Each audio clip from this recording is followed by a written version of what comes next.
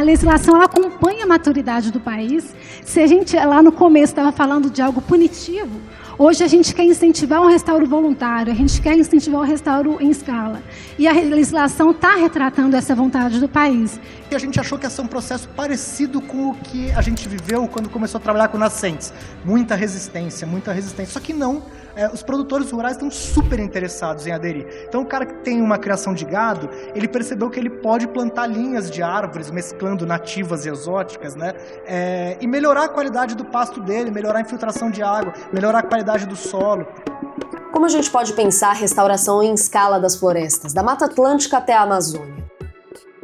Esse é o videocast da Virada Sustentável, o maior festival de sustentabilidade da América Latina, que reuniu os principais especialistas e atores dessa mudança para pensar São Paulo, o Brasil e o mundo em diálogo às vésperas da COP30.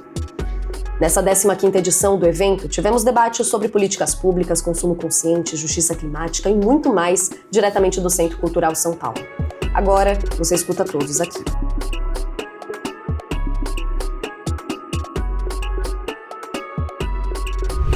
Luciana Lana, advogada, membro da Comissão do Clima da OAB de São Paulo.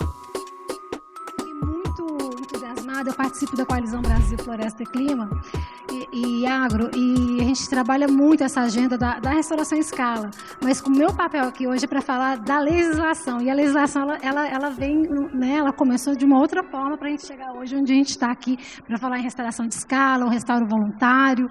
A agenda da restauração ela é um pilar estruturante da nossa NDC, o nosso compromisso climático frente aos nossos pares de COP, os países signatários do Acordo de Paris. Então, a gente tem ali como meta, via Planaveg, que é uma política pública de 2017, restaurar 12 milhões de hectares em APP, reserva legal. Então, a restauração ela faz todo sentido para a trajetória climática do Brasil e para a gente atingir aí as nossas metas estabelecidas, né, de virar até carbono neutro em 2050. Mas, enfim. E aí o Brasil ele tem um perfil muito diferenciado dos outros países, principalmente do norte global, porque o nosso perfil de emissão ele vem de uso da terra e agro. Então, 75% da nossa emissão vem dessas duas atividades. Portanto, a mitigação no Brasil é um problema de governança, muito mais do que de tecnologia, é um problema de governança. Eu vou além, as nossas emissões, como diz o secretário de Meio Ambiente do Pará, são emissões criminosas, porque a maioria dessas emissões vem de desmatamento ilegal. Então, dá só para a gente entender o tamanho da importância do que a gente está tratando aqui hoje. E o meu objetivo é trazer essa linha do tempo da legislação, que no começo, a gente vai perceber que é muito comando e controle, é punitivo, então eu desmato, eu tenho que recuperar. É um dever ambiental decorrente de uma atividade ilegal, é aquele restauro obrigatório.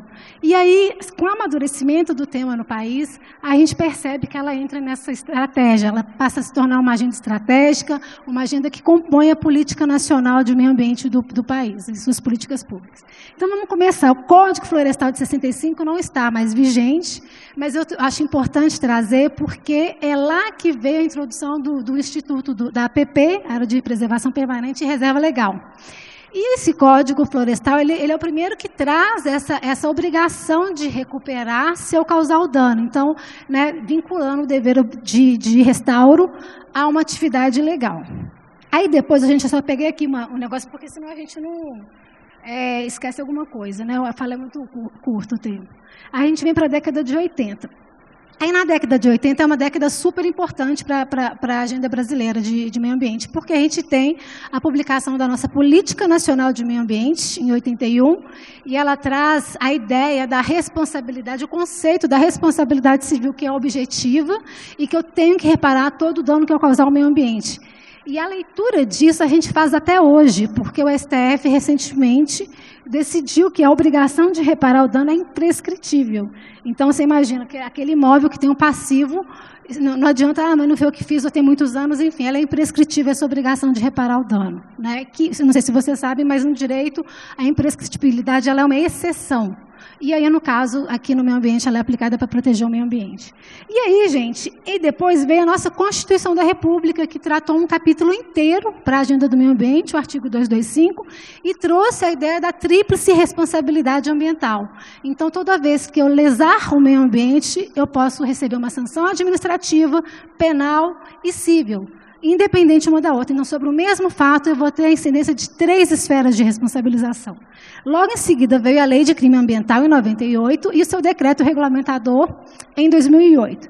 E aí, quando a gente entra na década de 2000, começa a acontecer uma transformação um pouco na visão dessa agenda de restauro. A gente tem a lei do SNUC, a lei do Sistema Nacional de Unidade de Conservação, a lei da Mata Atlântica, também vem na década de 2000, que é super importante para a agenda florestal.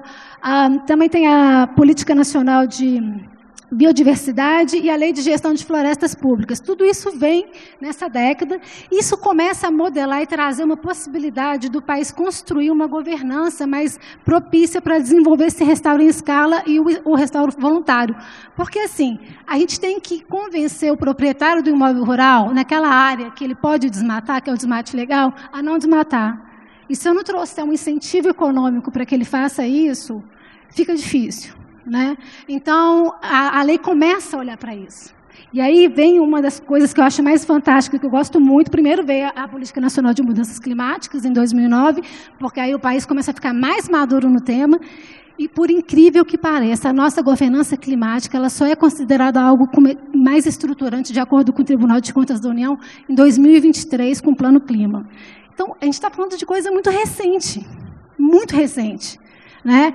E aí, gente, veio então a Política Nacional de Mudança Climática, que está sendo revisada, porque ela está super desatualizada, e veio o Código Florestal. Nosso Código Florestal, que hoje é vigente, ele mantém a APP e reserva legal, mas ele traz uma ferramenta de gestão que eu acho fantástica, que é o Cadastro Ambiental Rural. Ele vai trazer essa gestão da regularidade, conformidade ambiental do imóvel rural. E também regularização através do PRA, o Programa de Regularização Ambiental. E, mais importante, ela traz os incentivos econômicos para que a gente mantenha a floresta de pé dentro da nossa propriedade rural. Então, você vai ter a cota de reserva ambiental, os serviços ambientais, tudo isso vem no Código Florestal. E eu queria fazer uma ressalva. Agora, em 2025, o Serviço Florestal Brasileiro emitiu a primeira CRA, numa RPPN, que é uma unidade de conservação que é constituída dentro de um imóvel rural privado, lá no estado do Rio de Janeiro. Então, assim, você vê, de 2012 para 2025, a primeira vez que a gente usa esse instrumento. Né?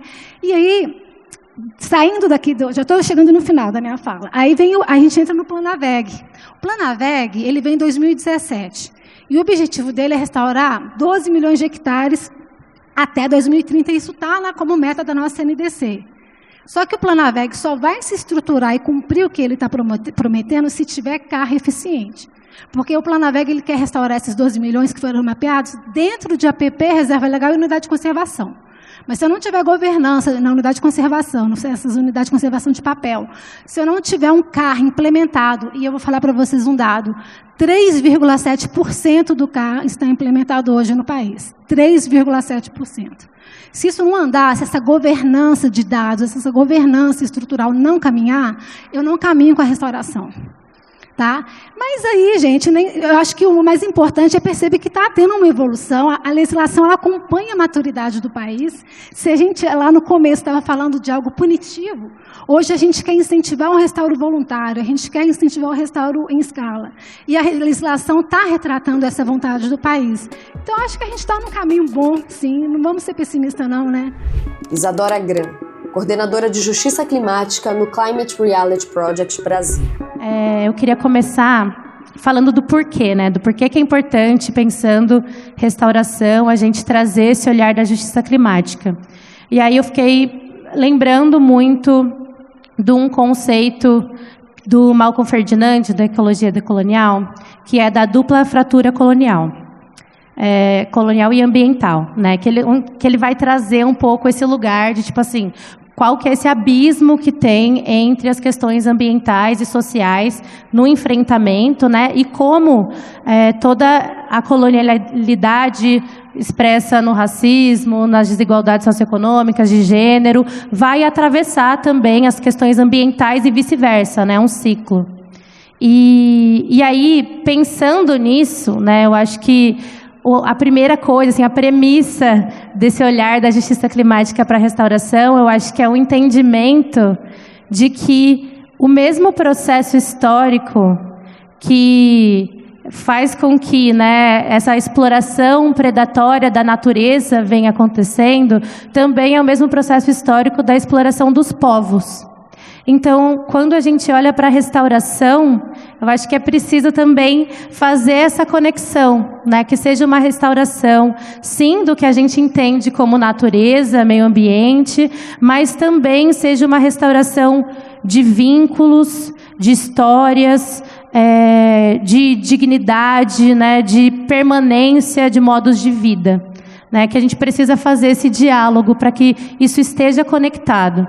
E aí, pensando a crise climática, o potencial da restauração ele é muito grande, porque ele tem um duplo aspecto, né? A restauração é mitigação, então quando você faz a restauração você tem absorção de carbono, né? Regula ali o clima local, e também tem adaptação. Porque quando você tem aquele ambiente restaurado, você garante uma segurança alimentar, hídrica, um conforto térmico também, enfim. Acho que é um potencial muito grande, mas queria aterrissar, assim, trazer para esse lugar do como, né? Porque a gente tem um histórico de soluções muito importantes que, quando não feitas a partir das comunidades, acabam reproduzindo lógicas coloniais, lógicas de exclusão. Então, eu acho que trazer essa mensagem, assim, né, de que a restauração também, a partir da comunidade, entendendo que as comunidades tradicionais, as comunidades rurais populares, elas têm feito esse trabalho de restauração por muitos séculos, e eu acho que a gente tem que pensar também a partir da valorização, do reconhecimento, do apoio e da ampliação desses saberes. Né, e fazer restauração assim, para que a restauração não se restrinja só ali a uma parte superficial, né, do processo.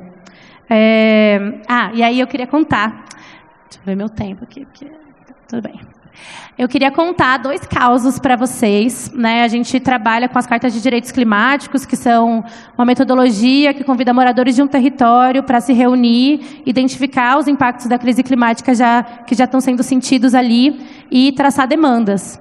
E aí, uma das cartas, né, um território que construiu sua carta foi a Aldeia Mãe Terra, que fica ali na TI Cachoeirinha, no Mato Grosso do Sul, no bioma Pantanal. E a Aldeia Mãe Terra é um território terena, né, mas que também hoje tem indígenas terena e quiniquinal, e é um processo de retomada que vai completar 20 anos esse ano. E o lugar onde está a Aldeia Mãe Terra hoje, né, ele foi invadido, era uma fazenda, e aí agora, né, nesses 20 anos, houve essa retomada e está sendo feito lá um trabalho de restauração. E eu acho que o que eu queria trazer é essa conexão, né? Esse processo de restauração, ele começa com um projeto ali para restaurar a mata nativa, né? E também recuperação de nascentes, então tem essa conexão muito forte, que já é, inclusive, intrínseca ali da população terena, né? Que é uma população indígena de agricultores, tem essa relação muito forte. E aí, esse processo de restauração, mais que vai também sendo acompanhado por um processo de restauração de modo de vida, porque não tem como você garantir a continuação do modo de vida indígena, por exemplo, dentro de um ambiente de pasto. Né? Então, essa recuperação ambiental, ela vai trazendo também a recuperação da cultura, né, da sociabilidade, da língua, inclusive. Então, é um processo que vai ali sendo articulado em conjunto, quando também acontece a partir dos saberes locais. E o outro caso também que eu queria trazer é do Quilombo Jatobá 2, que fica em Cabrobó, no sertão pernambucano, e que tem também, dentro das demandas da carta, o recatingamento, né? Uma coisa que os moradores trouxeram muito durante os encontros, né, as conversas sobre os impactos climáticos, foi a mudança da vegetação e da presença de fauna. Então, quais são as plantas que eles costumavam ter ali uma relação de muita proximidade, né? Aquilo é usado na alimentação, na medicina, de várias formas, e que hoje já pouco se encontra, e a mesma coisa com a fauna. E aí também, então, agora, né, esse bem recente, está começando um processo lá também de restauração no Jatobá 2, com essa perspectiva de recatingamento, então também não é qualquer forma, né, de fazer o processo. E que também tem trazido esse lugar assim, de resgate de memória, inclusive, porque muitas vezes essa perda histórica do ambiente originário ali também causa, por exemplo, que a juventude não esteja tão conectada assim, né, quanto os mais velhos a essas relações. Então, acho que quando essa comunidade é envolvida no processo de restauração, também é um processo muito lindo, geracional, assim, sabe? Desses mais velhos passando o conhecimento, né, de reconhecer aquela planta, de reconhecer aquela história, o lugar daquela planta para aquela cultura, e essa relação assim muito próxima. Débora Câmara Batista, cofundadora do Instituto Brasileiro de Adaptação Climática. Frente a essa crise climática, eu acho que não tem para ninguém aqui dúvida, precisamos agir, é preciso identificar e lidar com vulnerabilidades, gerenciar riscos e aumentar a resiliência. Essa palavra que está bem na moda, né? A mitigação e a adaptação, e hoje eu vou focar um pouco mais na adaptação em relação à restauração, que acho que faz mais sentido para cá, mas são duas formas de enfrentar o desafio. Enquanto a mitigação olha para as causas, né, são medidas que visam reduzir a emissão de gases de efeito estufa, a adaptação olha para o processo do ajuste aos efeitos e impactos reais ou esperados. E é importante pensar reais ou esperados, porque, ressalta-se, a adaptação pode ocorrer antes do dano, do desastre, ou depois, quando a gente lida com seus impactos.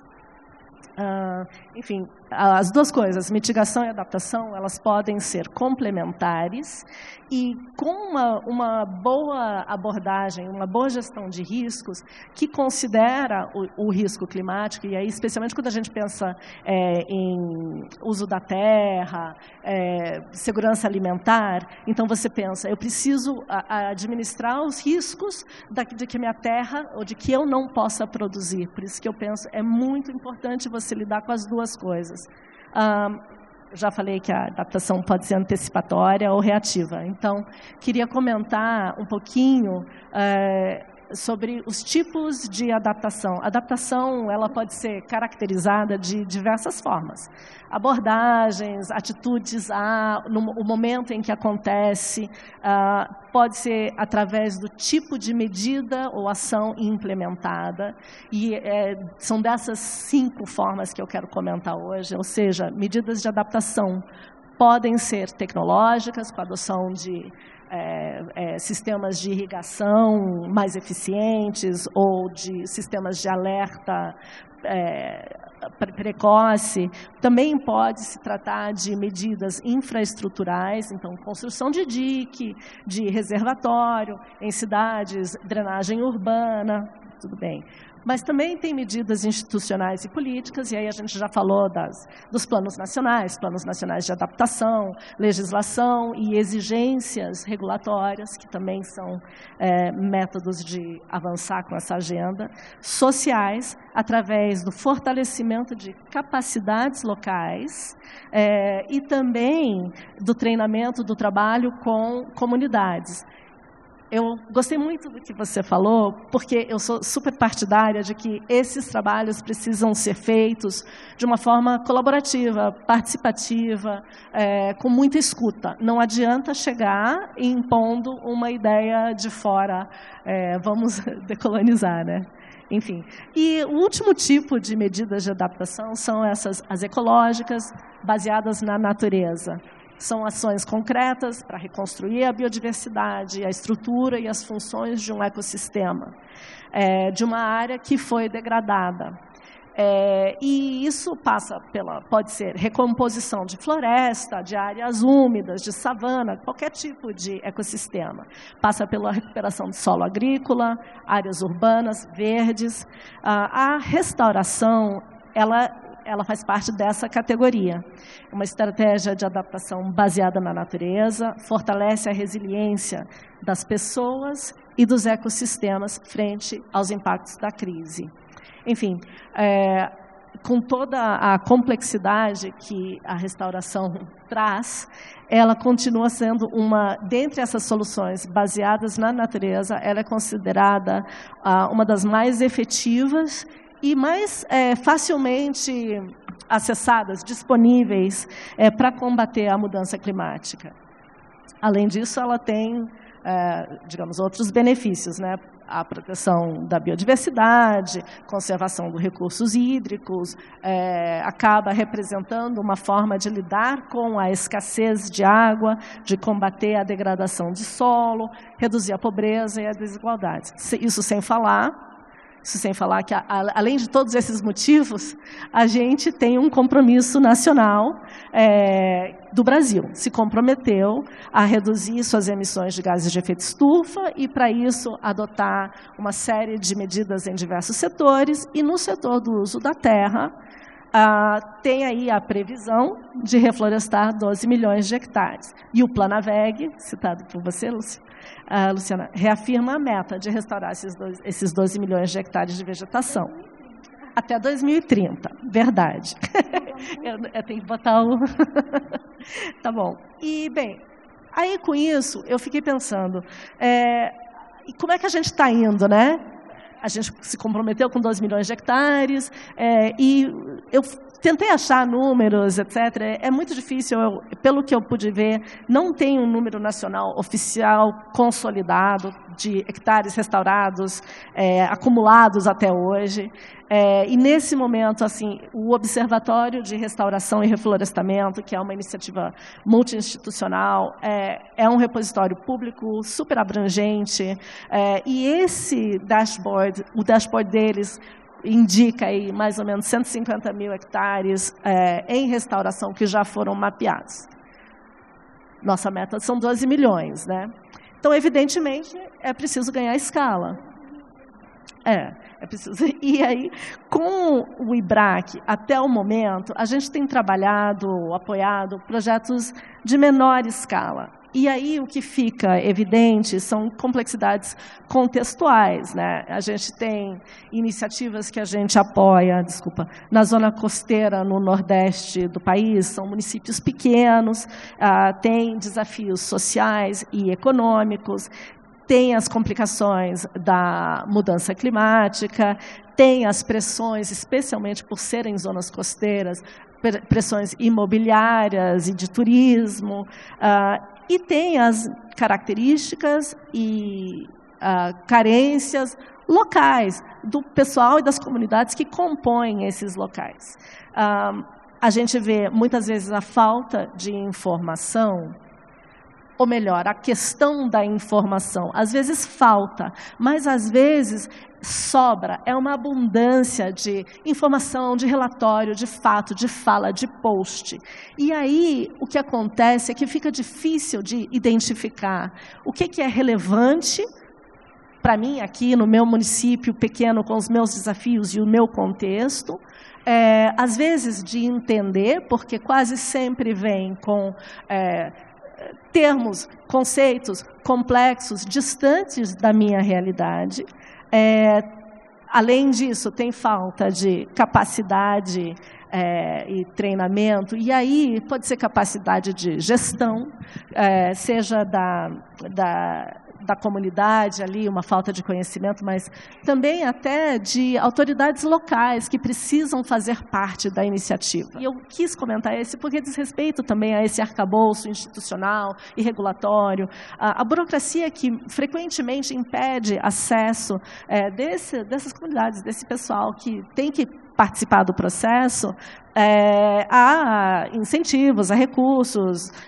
Isso é especialmente o caso num projeto nosso que envolve cooperativas e assentamentos.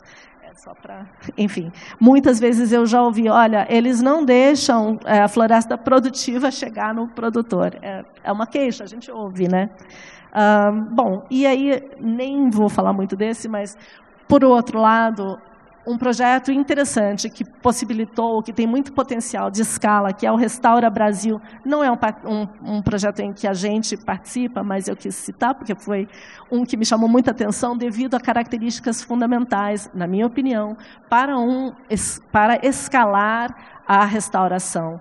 É um projeto que envolve múltiplas partes, muitas parcerias público-privadas, financiamento de várias fontes, enfim, já tem uma metodologia de mapeamento que é importante e estão fazendo aí um esforço de trabalhar em rede e por coalizão, que eu acho que é fundamental. Mário Constantino, Head de Comunicação no Instituto Terra. Então, a gente foi fundado em 98, no município de Aimorés, no leste de Minas Gerais, quase Espírito Santo, né? Pelo Sebastião Salgado e sua esposa, a Lélia, né?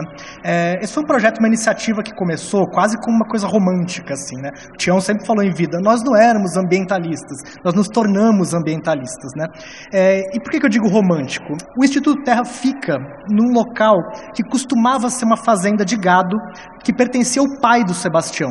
Eram 700 hectares, onde o Sebastião nasceu e cresceu, de uma área que costumava ser uma área de Mata Atlântica pujante, viva, uma biodiversidade riquíssima, né? Bom, vem a ditadura militar, Sebastião e Lélia se exilam na França, passam mais de 20 anos morando lá sem sequer pisar no Brasil, e depois de trabalhar no projeto Êxodos, que muitos aqui talvez conheçam, né, o Sebastião se confrontou, ele e a Lélia, com talvez algumas das piores coisas que a humanidade produziu no século XX, e se adoeceu, né? Aquele tipo de adoecimento que é do espírito, assim, né? E ele retorna para Aimorés com uma ideia na cabeça de que ele ia ser agricultor, ia voltar, ia mexer na terra, né? E quando ele chega, ele fica mais doente ainda, porque aquela terra onde ele cresceu, maravilhosa, tinha sido completamente degradada, né? Então você tinha uma região de pasto com o solo completamente ressecado, empobrecido, quase nenhuma árvore, nenhum animal, e aquela coisa, né? Pô, e agora? Perspectivas nenhumas, né? E aí que a Lélia tem essa ideia de, olha, vamos plantar uma floresta aqui de volta, vamos restaurar isso aqui, né? Então, assim, foram anos e anos de tentativas e erros. Eu inicialmente tinha até pensado em passar por essa parte técnica, mas o tempo não vai permitir. O resultado quase 30 anos passaram, o Instituto Terra é uma RPPN, né, como a Luciana falou. Esses 700 hectares que costumavam ser essa fazenda de gado foram restaurados completamente, foram mais de 3 milhões.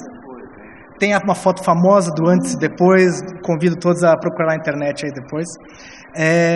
E foram mais de 3,5 milhões de árvores plantadas lá. A gente, nesse meio tempo, faz monitoramento de fauna com alguma periodicidade. Já identificamos mais de 250 espécies de animal, inclusive várias espécies topo de cadeia lá. Tem jaguatirica, tem onça parda, tem lobo-guará. Então, quer dizer, um excelente indicativo de que essa restauração surtiu efeitos, né? Agora, 700 hectares, pô, é bastante coisa. Estamos falando aí de 700 campos de futebol, mais ou menos, né?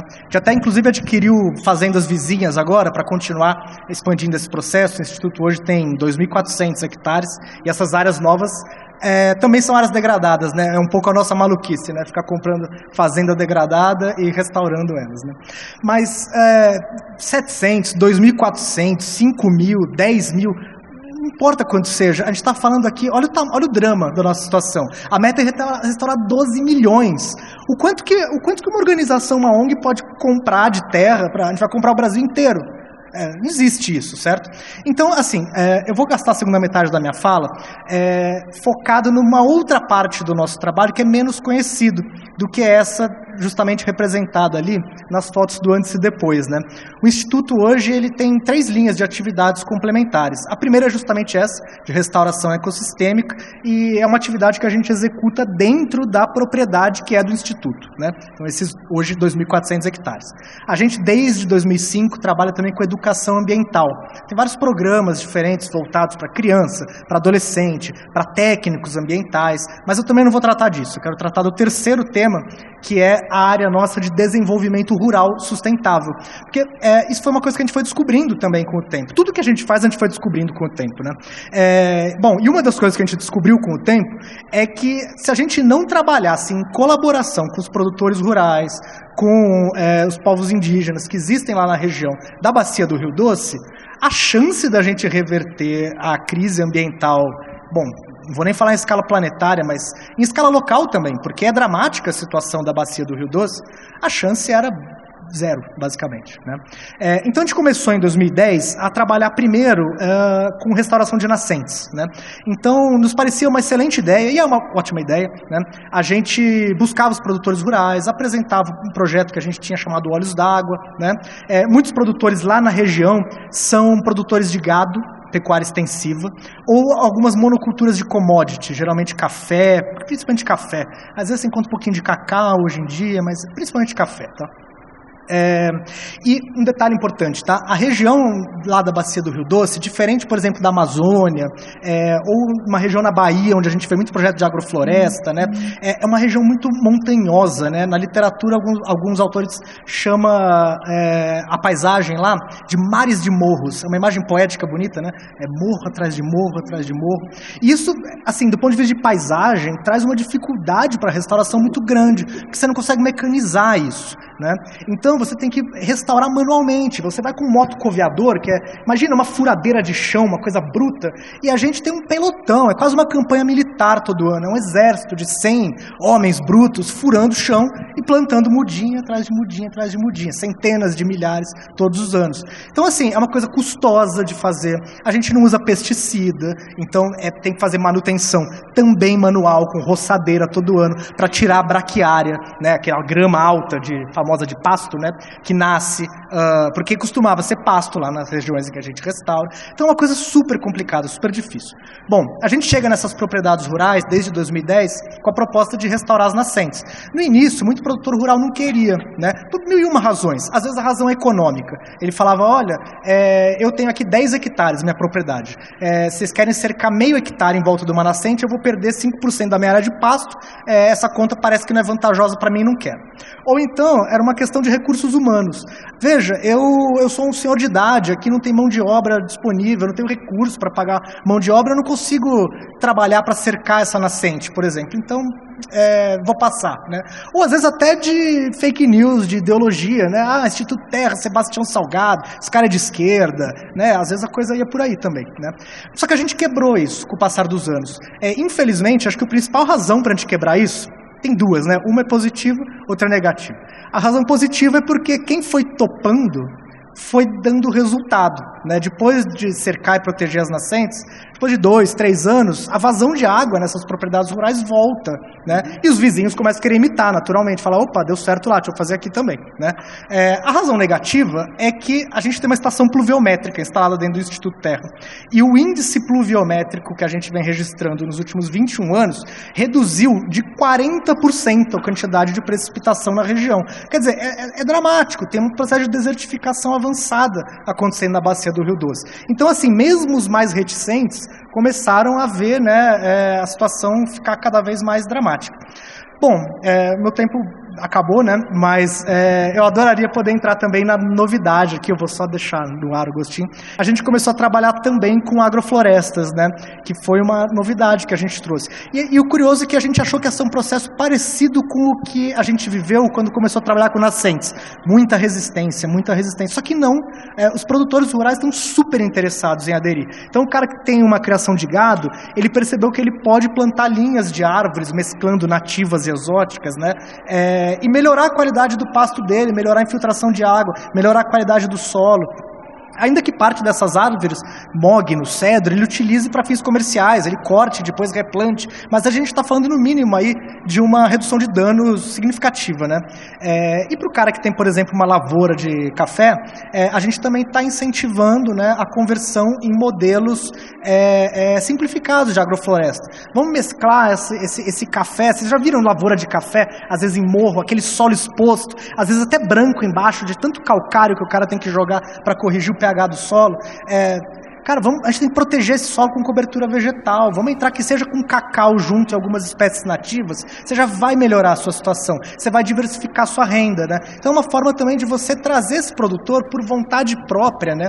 E isso que você falou é muito importante, de ter um projeto que seja, que não seja um projeto colonialista, né? De, olha, vem e faz assim. A gente sempre entra na propriedade, apresenta quase que um cardápio de opções e fala, olha, a gente tem que ver o que funciona para o senhor. Você tem mão de obra, você tem filho que trabalha aqui na terra também, também, que pode te ajudar nesse processo? Ah, não, sou eu sozinho. Pô, então vamos fazer uma coisa mais simples, que o senhor vai topar, vai conseguir administrar? Você topa? Topo, vamos, né? Já fizemos vou acabar com isso. Implementamos recentemente 4 hectares de agrofloresta na terra indígena Krenak, que fica lá em Resplendor. Processo super legal, fizemos em agosto. Estou ansioso para voltar lá e vê-las crescidinhas. Esses foram os destaques do Fórum da 15ª Virada Sustentável de São Paulo. Quer continuar nessa conversa? Então ouça também os próximos episódios disponíveis. Os links para o nosso site e Instagram estão na descrição.